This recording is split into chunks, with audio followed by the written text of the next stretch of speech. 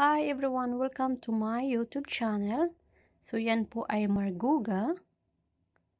Ayan din po ay Jarjar salata. And mayroon din po tayong rabian po yan. Yan po yung nasa taas po ay shrimp po yan. Ayan. Ayan. Yan po yung mga Arabic food po dito po sa Kuwait po yung mga pagkain po nila. So ayan, may blended po din na chili para medyo maanghang po yung kanilang pagkain. So, mayroon din po silang sweet. Ayan, yan po yung kanafa. So, mamaya naka-close pa po yan. So, ito po yung cake. Dalawang klase siyang cake. Saka may prutas sa po sa taas. Ayan po yung kanafa. Marami pong klase po ya kanafa po yan.